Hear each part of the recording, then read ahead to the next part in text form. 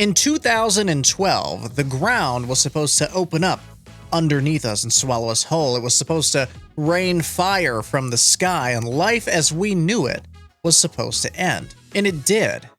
Kinda. In 2012, the only life-altering event that happened was NVIDIA released their 600 series GPUs. Now, quite a while ago, I did have a comment on one of my community posts on YouTube here saying that they would wish that I would bench a 650.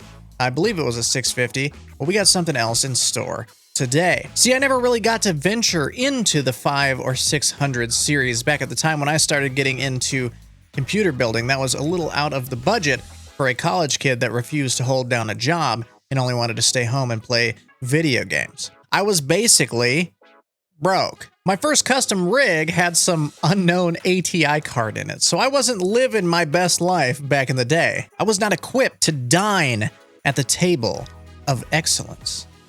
But I'm an adult now and I have a job, so now I can. We are going to be benching a GTX 660 from MSI, a Twin Frozer 3 model. Okay? Sounds awesome. We got 2 gigs of onboard DDR5 memory, so already doubling the 560 Ti that we benched a couple weeks ago. This thing has a 192-bit memory bus. Pretty sweet. And a bandwidth of 144.2 gigabytes per second. Kepler architecture, 28 nanometer. This thing was a thick boy back in the day. This thing has a TDP of 140. I'm glad I updated the power supply. Holy shit. That's funny. Today we're going to be pairing this with a Ryzen 7 5800X. We're going to be pairing it with an MSI B550 motherboard, 16 gigs of 3600 megahertz DDR4 RAM, and all the applications and games are going to be running off of a 500 gig NVMe Western Digital Black. How is this thing going to perform? Let's find out.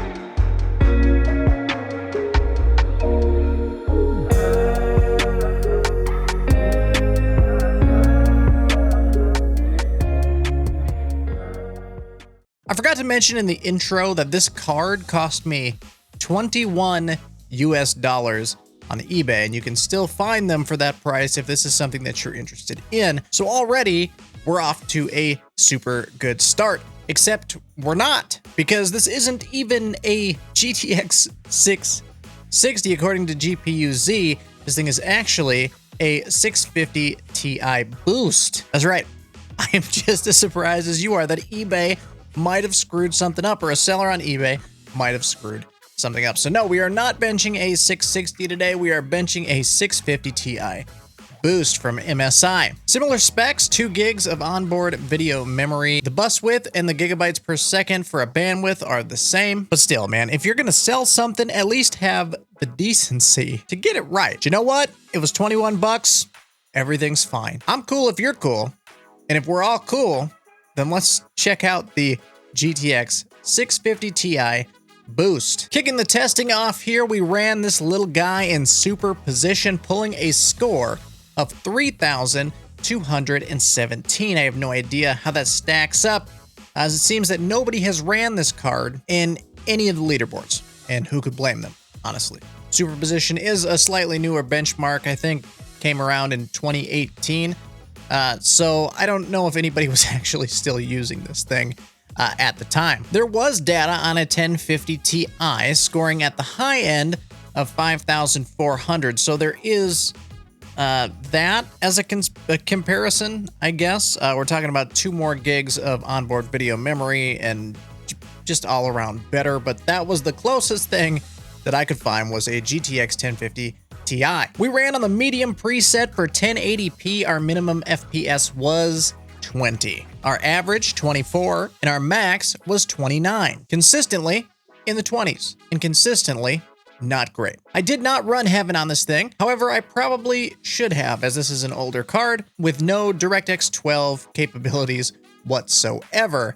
So it probably would have been a good test to run. I didn't think about it at the time. I was trying to get away from heaven, more towards valley or superposition, and it kind of just slipped my mind. So unfortunately, no heaven score for this guy. Now, I did not run this thing through Fire Strike and Time Spy this time, because if the 560 Ti was having a rough go of it, I could only imagine it was going to be a very similar experience with the 650 Ti, and I did absolutely not want to lose to that office computer from 2020. I'm not interested in running the test if I can't beat it. Speaking of things you will never beat if you're using this card, Halo Infinite literally just will not run at all. I have the latest 2022 driver that I can get for this card. It just keeps erroring out every time I try to run it. I've reinstalled drivers, reinstalled the game. No luck. Counter-Strike is our saving grace here. Running the game on full low gives us a nice FPS range of 80 to 200 depending on where you're standing in the map. And I found the experience as a whole being pretty smooth and a solid win for this little guy right here. Apex Legends, on the other hand, was a totally different story. Though still semi-playable, we had an average FPS of 34, so if you are used to playing on console, that might be something that you can get behind. Our maximum got up to 53 at one point, and our lowest point in the test we hit was 19 frames per second. Not great, but not a choppy, inconsistent miss either. And last but not least for this little guy, I didn't want to run a full synthetic bench or a full test suite on this card. It's old. Nobody's probably actually going to buy this thing. If you already have one and you're still running it, you could maybe leave some FPS below in the comments. And while you're down there, subscribe to stay up to date on all my latest content. But let us know in the comments what kind of performance you're getting out of this thing. I would not recommend buying this card in today's economy. There are much better budget options that you could purchase. $21 is a pretty spicy price point, but you get what you pay for in this case. And last but not least, we have Fortnite. And Fortnite was all right.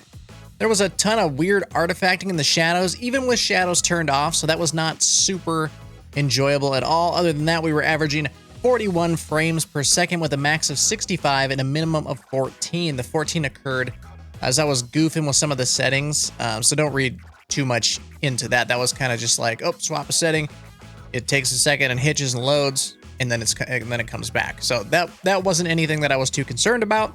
That was just what happened when I was changing settings. Now, you could probably squeeze more performance out of it if you set the game to performance mode. We were running on medium on DirectX 11 to try to maintain a little more of that graphical fidelity. Now, I know I could have ran the game on low. However, I want to run all of these tests on medium as much as I can, as often as I can, because that is the niche that these cards, that these videos, that this channel is going for. More budget options. Of course, I want to test, more higher end stuff and more expensive stuff as well.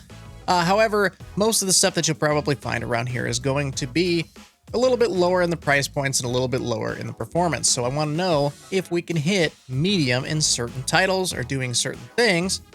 That's why I run them on medium. Overall, 11 years have not been too terrible to this little guy right here. Just realize that if you're scrolling through eBay and you see something like this at this price point, it's not necessarily a terrible buy, but you're not going to be having the best time as if you were to buy something like, let's say, a GTX 1050 Ti. Sure, I mean, some things are playable, but just because something is playable doesn't mean that it should be.